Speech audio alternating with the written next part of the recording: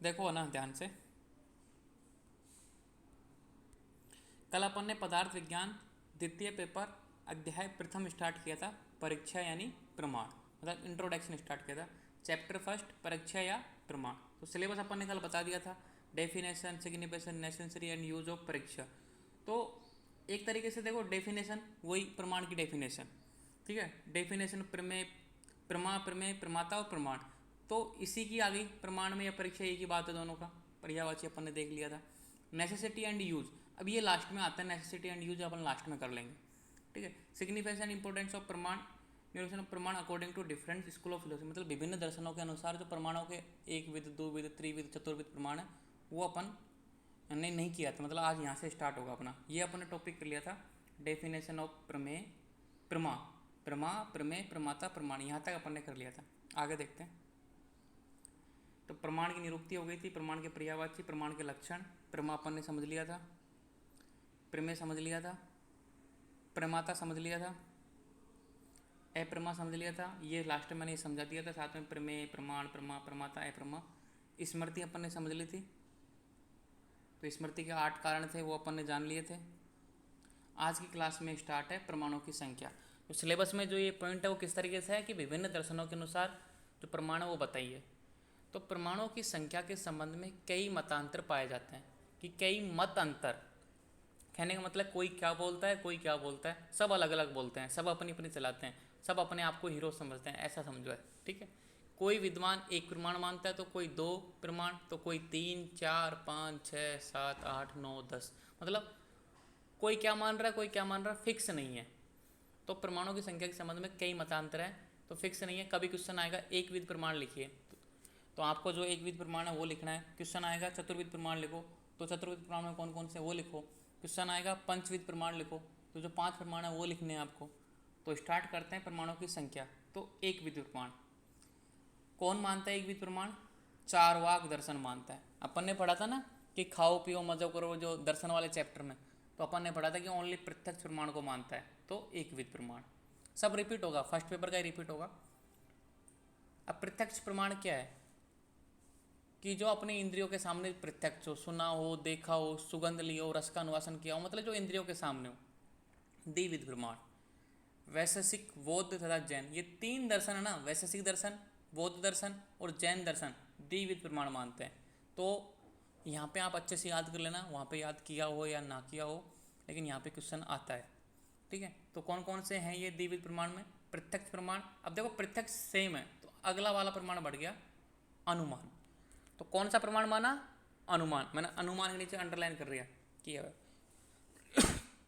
अब त्रिविध प्रमाण देखो, त्रिविध कौन मानता है, सांख्य, योग और रामानुज।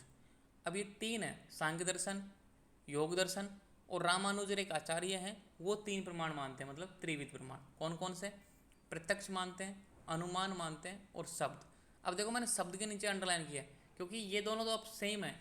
पहला प्रत्यक्ष था, प्रत्यक्ष के फिर अनुमान जुड़ा, अनुमान के बाद में अब शब्द जुड़ गया। तो ये सीक्वेंस में याद करोगे ना तो तुरंत याद हो जाएगा। अब अनुमान से आप क्या समझते हो, अनुमान का मीनिंग है कि जैसे कि कोई प्रेग्नेंट लेडी है, ठीक है, प्रेग्नेंट लेडी को आपने देखा, उसको देख के आपने मैथुन का अनुमान लगाया, ठीक है।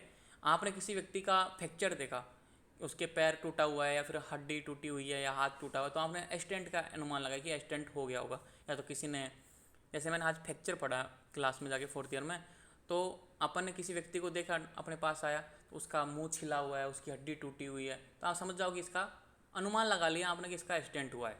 तो अनुमान प्रमाण हो, जैसे किसी गर्भवती लेडी है गर्भवती, उसको देखा आपने, उसका मैथुन का अनुमान लगाया, तो अनुमान प्रमाण। प्रत्यक्ष आप जानते हो आंखों के सामने, अनुमान आप समझो शब्द। अब शब्द को आप समझो, तीसरा वर्ड आया शब्द प्रमाण। अब शब्द से आप क्या समझते हैं कि शब्द देखो, यहाँ नीचे देख लो एक बार, शब्द को आगम भी बोला गया है, आप्तोपदेश भी बोला, और शब्द ये पर्यायवाची हैं एक दूसरे के। चाहे शब्द बोल दो, चाहे आप्तोपदेश बोल दो, चाहे आगम बोल दो, बात एक ही है। तो आप्तोपदेश आप जानते हो, इसलिए मैंने ये लाइन बताई है पहले, कि कोई ऐसा वर्ड, कोई ऐसी सच्चाई जो कभी झुटलाई ना हो, कभी झूठी ना हो, हमेशा सत्य हो। जैसा ही कोई शास्त्र लिखा हो, कोई मतलब कोई ऐसी जानकारी किसी संत ने बोला हो, किसी महापुरुष ने बोला हो, ठीक है, जो हमेशा सत्य हो, तो वो होता है शब्द। तो शब्द प्रमाण, कहने का मतलब कि ऐसा व्यक्ति जिसकी बात को अपन सबूत के तौर पर मान सके, बिना संशय के, बिना डाउट के, तो वो होता है शब्द। जैसे कि इस व्यक्ति ने बोला तो ये सत्य है। जैसे अपन से कोई व्यक्ति आके बोले कि आज बारिश होगी, अपन ऐसे थोड़ी मान लेंगे आज बारिश होंगे। लेकिन कोई ज्ञानी विद्वान पंडित है, ठीक है, उसकी हर बात सत्य होती है। उसने आज बोल दिया कि बेटा छाता लेके जाओ, आज बारिश होगी, तो अपन तुरंत उसकी बात मान लेंगे, हाँ गुरुजी आज बारिश होगी, या छाता दे दो। तो वो होता है शब्द। तो त्रिविध प्रमाण में प्रत्यक्ष, अनुमान, शब्द। मैं अभी बता रहा हूँ थोड़ा थोड़ा इंट्रो, इनके बारे में डिटेल में तो अपन पढ़ेंगे, अलग अलग चैप्टर है सबका एक एक। चतुर्विध प्रमाण, न्याय सूत्र में महर्षि गौतम ने, ठीक है, तो जो न्याय दर्शन है, कौन है उसके प्रवर्तक, कौन है, महर्षि गौतम। उन्होंने 4 प्रमाण माने, प्रत्यक्ष माना है, अनुमान माना है, शब्द माना है। अब देखो प्रत्यक्ष के बाद में अनुमान जुड़ा, अनुमान के बाद में शब्द जुड़ा, शब्द के बाद में उपमान जुड़ा। तो न्याय सूत्र में महर्षि गौतम ने उपमान प्रमाण माना। अब ये उपमान प्रमाण क्या है, किसी प्रसिद्ध व्यक्ति से किसी मतलब जैसे कोई प्रसिद्ध वस्तु है, ठीक है, जैसे कि सलमान खान प्रसिद्ध है, कैटरीना कैफ प्रसिद्ध है, ठीक है, समझ लो मैं एग्जांपल दे रहा हूँ, हंसना मत है ना। तो कोई ऐसी क्लास में कोई सुंदर लड़की आई तो अपन बोलते हैं कि भाई देखो कैटरीना कैफ जैसी सुंदर लड़की है। तो प्रसिद्ध व्यक्ति से अप्रसिद्ध वस्तु की जानकारी प्राप्त करना, उसकी जानकारी देना। जैसे हम बोलते हैं ना कि यार ये ऋतिक रोशन जैसा दिखता है। ऋतिक रोशन प्रसिद्ध है, फेमस है, लेकिन उसकी जो अपने क्लास में कोई लड़का है, उसके नाम से उसका परिचय दिया, ताकि आप तुरंत जान जाओगे कि यार एक लड़का था सुंदर सा। तो ऐसे आप उपमा, मतलब उपमा दी। वो बोलते ना कि ये तो रावण जैसा है, इसने मतलब ऐसे काम किए हैं। तो एक प्रसिद्ध वस्तु से एक अज्ञात, जिसको कोई नहीं जानता, उसका उदाहरण देना, उसको समझाना, उसके तुलना करने के बाद में उसको बताना कि ये ऐसा है। तो ये हो गया उपमा। तो चतुर्विध प्रमाण में प्रत्यक्ष, अनुमान, भाव। देखो आप सीक्वेंस में याद करना, फिर बोल रहा हूँ मैं, पहले प्रत्यक्ष आया, फिर अनुमान आया, फिर शब्द आया, फिर उपमान आया। अब यहाँ पे महर्षि चरक ने भी 4 प्रमाण माने हैं, इंपॉर्टेंट। स्टार लगा लेना, मैं एक PDF भेज दूंगा, ठीक है। तो कौन कौन से माने हैं, प्रत्यक्ष माना है, अनुमान माना है। उन्होंने देखो शब्द की जगह कौन सा वर्ड यूज लिया है, आप्तोपदेश यूज लिया है। तो क्वेश्चन आता है कि भाई महर्षि चरक ने प्रत्यक्ष, अनुमान, शब्द, युक्ति। अब आप समझते हो भाई शब्द आप्तोपदेश का ही पर्यायवाची है, लेकिन आचार्य चरक ने आप्तोपदेश लिखा, तो आप्तोपदेश ही आपको लिखना है, ये बात ध्यान रखने की है। हाँ पर्यायवाची है, अपन ने लिख दिया है कि आगम, आप्तोपदेश और शब्द ये पर्यायवाची हैं, लेकिन आपको आप्तोपदेश ही लिखना है चरक के मामले में, कि आचार्य चरक ने आप्तोपदेश ही माना है। और चौथा प्रमाण इन्होंने उपमान की जगह कौन सा माना है, युक्ति माना है। उपमान को इसने नहीं माना, किसने, आचार्य चरक ने उपमान को नहीं माना, युक्ति माना। 3 तो सेम मान लिए, प्रत्यक्ष मान लिया, अनुमान मान लिया, आप्तोपदेश मान लिया, मतलब वो शब्द वाला मान लिया, लेकिन उपमान को नहीं माना, उन्होंने युक्ति प्रमाण को माना। मैंने यहाँ पे लिख दिया महर्षि चरक ने उपमान के स्थान पर युक्ति प्रमाण को माना है। तो जब भी क्वेश्चन आए चतुर्विध प्रमाण, क्वेश्चन आएगा आचार्य चरक के अनुसार चतुर्विध प्रमाण लिखो, तो आपको ये लिखना है प्रत्यक्ष, अनुमान, आप्तोपदेश, युक्ति प्रमाण, ठीक है। अब युक्ति प्रमाण क्या है, प्रत्यक्ष को मैंने आपको बता ही दिया, अनुमान मैंने आपको बता दिया, आप्तोपदेश मैंने आपको बता दिया। युक्ति क्या है, जैसे कोई पेशेंट आया, ठीक है, कोई रोगी आया आपके पास, तो आप युक्ति लगा रहे हो कि इसको इस तरीके से दवाई देनी है, सुबह 1 टैबलेट देनी है, इसको 2 टैबलेट देनी है। कोई भी काम करना चाहते हो आप, अच्छी सी मतलब प्लानिंग कर रहे हो, जैसे कि आपको सिलेबस कवर करना है, एग्जाम आ गए, 1 मंथ में सिलेबस करना है, तो आप युक्ति बना रहे हो कि मैं इस सब्जेक्ट को इतने हॉर्स पढ़ूंगा, सुबह पढ़ूंगा, इस सब्जेक्ट को मैं दोपहर को पढ़ूंगा, इस सब्जेक्ट को मैं नाइट को पढ़ूंगा। प्लानिंग सर, हाँ प्लानिंग, ठीक है, प्लानिंग, हाँ प्लानिंग, जो अच्छी प्लानिंग हो, रणनीति वाली हो, तो वो है युक्ति। तो आचार्य चरक ने 4 मानी है, तो प्रत्यक्ष, अनुमान, आप्तोपदेश, युक्ति। क्वेश्चन आएगा कि भाई आचार्य चरक के अनुसार चतुर्विध प्रमाण लिखो, तो आपको ये मेंशन करने हैं। अब महर्षि सुश्रुत ने भी 4 प्रमाण माने हैं, ठीक है, महर्षि सुश्रुत ने भी 4 प्रमाण माने। अब इन्होंने कौन सा माने, प्रत्यक्ष माना है, अनुमान माना है, इन्होंने सेम माना है, चतुर्विध प्रमाण के जगह बिल्कुल सेम माना है। जो महर्षि गौतम ने माने ना, वो भी इसी ने माने, प्रत्यक्ष, अनुमान, उपमान माना है, और शब्द इन्होंने माना। लेकिन इनमें एक वर्ड है, इन्होंने शब्द के स्थान पे आगम वर्ड यूज लिया है। चरक ने क्या यूज लिया था, आप्तोपदेश, इसने क्या यूज लिया है, आगम। आगम, आप्तोपदेश तथा शब्द ये पर्यायवाची हैं एक दूसरे के। तो एक क्वेश्चन आता है कि महर्षि सुश्रुत ने कौन कौन से 4 प्रमाण माने हैं, तो आपको आगम ही लिखना है, कंफ्यूज मत होना, आगम ही लिखना है। साथ कोष्टक में लिख सकते हो शब्द, लेकिन ये वर्ड मुख्यतः लिखना कि आगम वर्ड किसने यूज किया, महर्षि सुश्रुत ने यूज किया। तो ये वर्ड है ना, छोटे छोटे जानकारी है, पीजी में बहुत ध्यान दे, मतलब क्वेश्चन का, पीजी में क्वेश्चन इसी तरह के आते हैं। क्वेश्चन आएगा महर्षि सुश्रुत ने कौन कौन से प्रमाण माने, प्रत्यक्ष, अनुमान, शब्द, उपमान, प्रत्यक्ष, अनुमान, आगम, उपमान। तो मतलब एक में शब्द देंगे, एक में आगम दे देंगे, तो आगम वाला सही रहेगा। अगर आगम नहीं है फिर शब्द वाले को वैरायटी दे सकते हो। मतलब बोलता है ना कि भाई अगर ये आगम वाला वर्ड वाला ऑप्शन में नहीं है आगम, तो आप शब्द वाले को फिर चुन सकते हो, लेकिन पहला ऑप्शन किस पे जाएगा, आगम पे जाएगा। ठीक है, तो इन्होंने महर्षि सुश्रुत ने भी 4 प्रमाण माने, प्रत्यक्ष, अनुमान, आगम और उपमान। बस एक महर्षि चरक और सुश्रुत में कौन सा अंतर है, उपमान का अंतर। इसने उपमान की जगह युक्ति मान ली, किसने, चरक ने। तो महर्षि चरक ने उपमान के स्थान पर युक्ति प्रमाण माना है, बाकी सब सेम है। ये भी, ये 4 हैं, ये चारों सेम है, ये चारों और ये चारों सेम है, बस इसने उपमान की जगह युक्ति मान ली। और बस वर्डों का अंतर है, इसने आप्तोपदेश बोला है, इसने आगम बोला है, और यहाँ पे मैंने लिख दिया आगम आप्तोपदेश तथा शब्द ये पर्यायवाची हैं एक दूसरे के। तो अंतर क्या हुआ, मात्र युक्ति प्रमाण का। मतलब आचार्य चरक ने उपमान प्रमाण की जगह युक्ति प्रमाण माना है, बस एक अंतर है, बाकी चारों तीनों में सेम है। चरक के भी सेम है, सुश्रुत के भी सेम है, और चतुर्वेदी महर्षि गौतम के भी सेम है, बस एक का अंतर है युक्ति और उपमान का, बस। ठीक है, तो क्लियर हो गया ना, अच्छे से लिख रहा था मैंने क्लियर एक एक पॉइंट को। मैं ये पीडीएफ भेज दूंगा। कल वाली भी जो पीडीएफ थी मैंने इसलिए भेजी थी कल, क्योंकि कल मैंने बनाया नहीं थी नोट्स, लेकिन आज मैंने बना लिया रात को जग के। तो ये आपके लिए मेहनत करनी पड़ती है ना वो तो क्लास के लिए। महर्षि चरक ने देखो एक अलग पॉइंट हो रहा है अगला। महर्षि चरक ने विमान स्थान के चतुर अध्याय में, जब आप सेकेंड ईयर में आ जाओगे तो चरक संहिता स्टडी करोगे। चरक संहिता सूत्र स्थान, चरक संहिता निदान स्थान, चरक संहिता विमान स्थान, तो मतलब तीसरा स्थान। चरक संहिता ने विमान स्थान के चतुर्थ अध्याय में आप्तोपदेश, प्रत्यक्ष तथा अनुमान, इन 3 प्रमाणों द्वारा रोग निर्णय करने का उल्लेख किया है।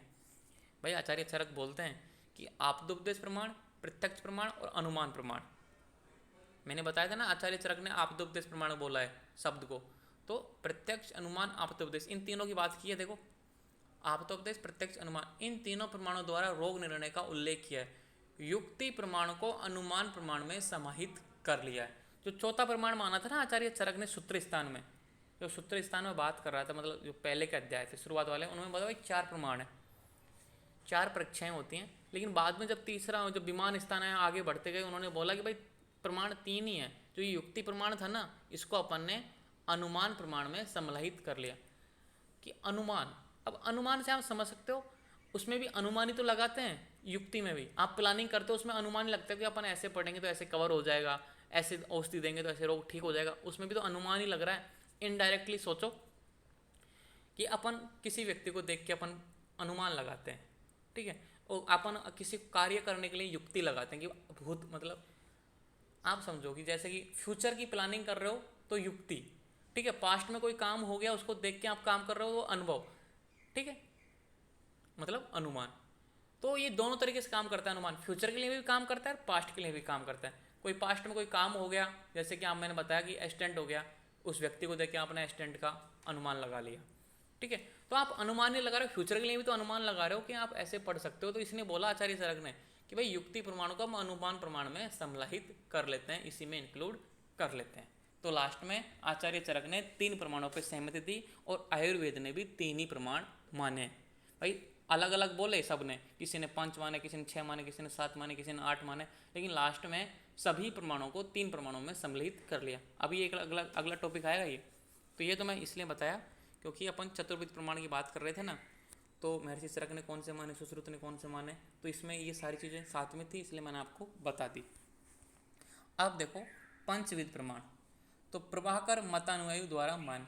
तो प्रभाकर मतानु, जैसे कि प्रभाकर एक संस्था, एक धर्म है, कुछ भी मान लो इसको, ठीक है, कोई बुक है, मुझे भी नहीं पता कौन है क्या है, लेकिन नाम है प्रभाकर।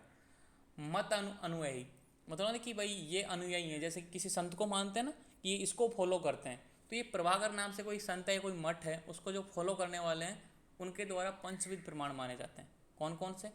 4 तो शुरुआत के सेम रहेंगे, प्रत्यक्ष, अनुमान, शब्द, उपमान, क्योंकि अपन यहाँ तक चल रहे थे ना, प्रत्यक्ष, अनुमान, शब्द, उपमान, ये 4 तो सेम रहेंगे, 5वां जुड़ जाएगा अर्थोक्ति, अर्थ प्राप्ति प्राम, इसको आप ऐसे बोल सकते हो, अर्थाप्ति है ना, अर्थाप्ति है या अर्थ प्राप्ति। तो इसका मीनिंग क्या होता है, जो 5वां है अर्थाप्ति, उसका मीनिंग क्या होता है? आपने एक चीज़ बताओ मुझे, अधिकरण सिद्धांत पढ़ा है? सिद्धांत 4 प्रकार के थे, सर्वतंत्र सिद्धांत, प्रतितंत्र सिद्धांत। Yes sir. क्या अधिकरण सिद्धांत क्या है मुझे बताओ। सर जिस विषय के बारे में जाना जा रहा है उस विषय मतलब उसकी पढ़ाई के बीच में किसी दूसरे विषय का ज्ञान हो जाना। तो यही है अर्थ प्राप्ति प्रमाण। जैसे कि मैं बोलूँ कि भाई ये रोग मधुर अम्ल लवण से ठीक नहीं होगा, यह रोग मधुर अम्ल लवण रस से ठीक नहीं होगा, तो आप समझ जाओ कि ये कटु तिक्त कषाय से ठीक होगा। जैसे कि मैं दिन में भोजन नहीं करता, तो आप समझ जाओ कि मैं रात को भोजन करता हूँ। वही है, अधिकरण सिद्धांत के समान है ये। अर्थोपति मतलब अर्थ प्राप्ति, दूसरे अर्थ की प्राप्ति होती है इसमें, इस प्रमाण में।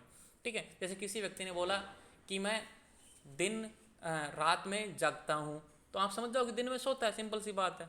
तो अर्थ मतलब दूसरे अधिकरण सिद्धांत के समान है अर्थोक्ति। तो क्लियर। तो अधिकरण सिद्धांत के समान इसमें दूसरे अर्थ की प्राप्ति होती है, तो वो प्रमाण पांचवा है अर्थोक्ति प्रमाण। अब देखो षड्विध प्रमाण कौन मानता है, क्वेश्चन आए हुए हैं ये कि पंचविध प्रमाण कौन मानता है, लिखो कौन कौन से हैं प्रमाण।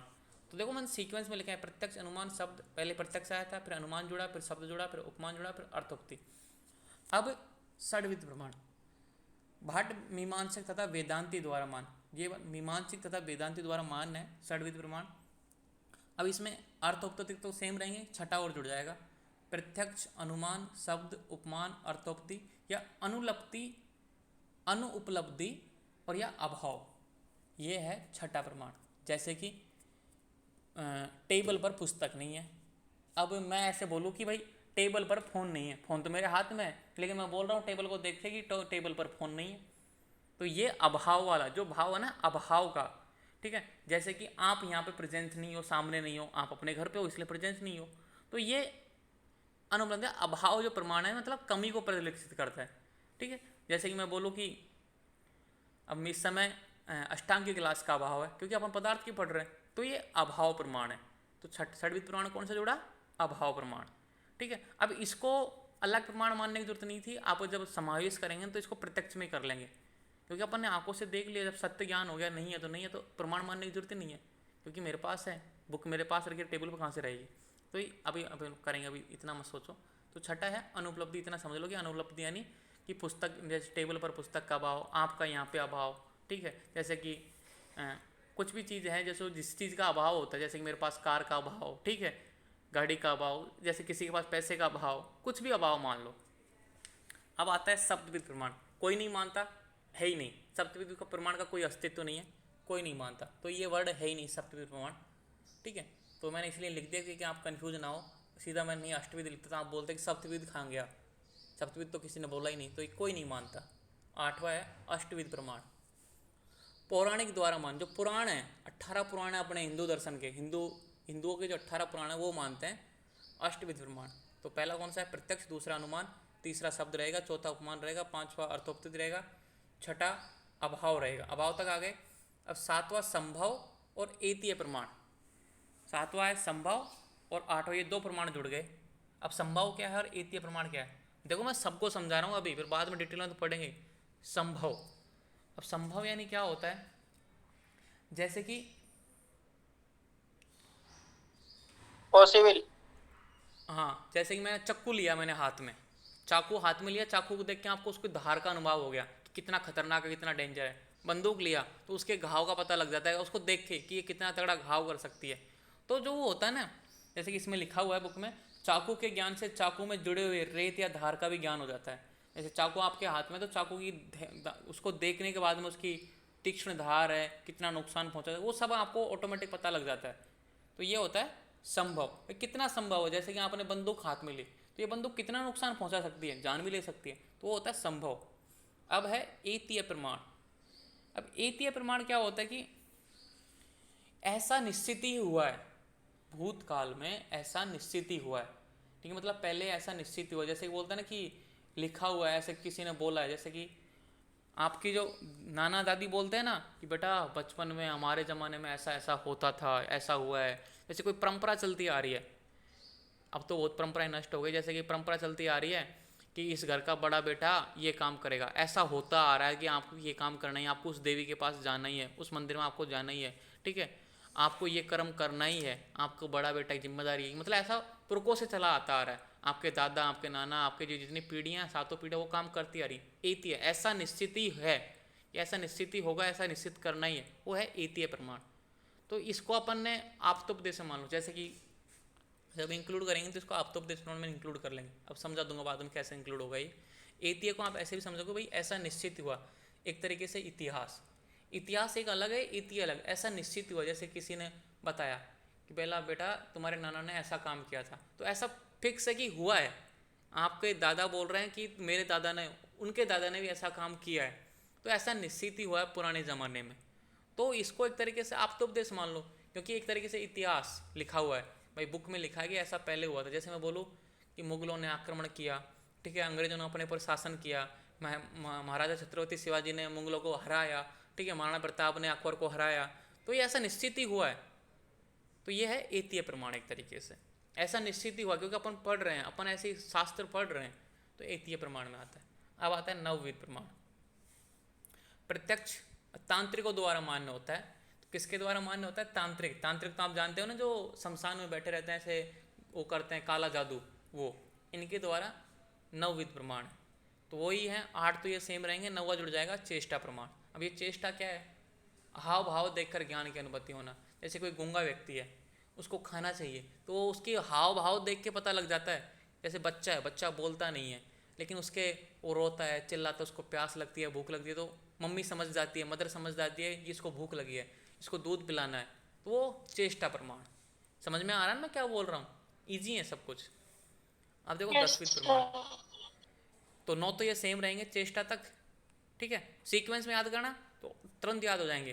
पहले प्रत्यक्ष था, फिर अनुमान आया, फिर शब्द आया, फिर उपमान आया, फिर अर्थोत्पत्ति आया, उत्पत्ति, फिर अभाव आया, अभाव के बाद में संभव आया, फिर एति आया, फिर चेष्टा आया, फिर परिशेष। प्रत्यक्ष, अनुमान, तो ये कौन बात है? अन्य लोग द्वारा। जो ये 9 प्रमाण नहीं मानते, जो बचे कुचे लोग, ये 10वीं प्रमाण मान लेते हैं, मतलब लास्ट 10वीं प्रमाण तक समट गए। तो अन्य लोग, तो ये अगर जिनकी सहमति यहाँ तक नहीं मानती ना, वो इसको मान दो भाई, अब खत्म करो। परिशेष प्रमाण क्या है? परिशेष प्रमाण यानी ये होता है, आपको ये याद होना चाहिए, और ये वीडियो बार बार देखना तो तुरंत रिवाइज हो जाएगा। तो परिशेष प्रमाण का मीनिंग ये होता है, जैसे कि 100 लोग हैं, ठीक है, 100 लोग में से 99 लोग एक तरह के होता है, एक व्यक्ति अलग है। मतलब 100 व्यक्ति हैं, 100 में से वो होता है ना कि क्लास का रिप्रेजेंटेटिव CR, ठीक है, एक व्यक्ति है, बाकी 99 व्यक्ति स्टूडेंट है। तो टीचर आएगा, तो CR उसको बोला कि भाई CR कौन है, उसने हाथ नहीं खड़ा किया, उसको डर लग रहा कि अपना सर मारेंगे। तो उसने क्या किया, एक एक व्यक्ति से पूछा तू CR है या फिर स्टूडेंट है? उसने कहा स्टूडेंट हूँ। तो सब स्टूडेंटों को उसने साइड में कर दिया, अकेला बचता है CR लास्ट में। तो सभी व्यक्तियों को अलग करने के बाद में जो विशेष बचता है, अलग बचता है, वो होता है परिशेष, मतलब बचा हुआ, जिसकी पहचान हो जाए, जिसके बारे में जानकारी प्राप्त हो जाए।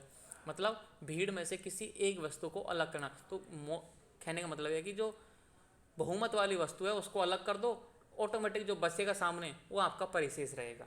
इसका एग्जाम्पल यहाँ पे दे रखा है कि वही है भीड़ वाला जो मैंने बताया। किसी वस्तु या समुदाय विशेष में उसे अवांछित वस्तु को पृथक कर वांछित वस्तु को खोजकर प्राप्त कर लेना परिशेष प्रमाण है। जैसे यहाँ पे बताया कि बहुत सारी भीड़ है, उसमें से एक व्यक्ति को ढूंढना है, उसका पैर कट रहा है, बाकी स्वस्थ व्यक्ति उनको बाहर कर दो, वो ऑटोमेटिक सामने आ जाएगा पैर कटा वाला व्यक्ति, तो वो परिशेष। तो ये है 10वीं प्रमाण। तो समझ में आया मैं क्या बोलना चाह रहा हूँ? Yes sir. इस तरीके से ये इंपॉर्टेंट है प्रमाणों की संख्या, एक विध, द्विविध, त्रिविध, ये किसने माने और कौन कौन से माने। आप ऐसे मत सोचना कि मैं उल्टे सुल्टे कर दूंगा, ऐसे लिख के आ जाऊंगा और मेरा तो सही जाएगा पेपर। इन वर्डों पे ही आपके नंबर टिके हुए होते हैं, ठीक है। तो ये हो गए प्रमाणों की संख्या। अब करेंगे अपन, चलो एक बार दोबारा ज्वाइन हो जाओ, चतुर्विध रोग परीक्षा स्टार्ट करते हैं, लेकिन दोबारा ज्वाइन हो जाओ, है ना।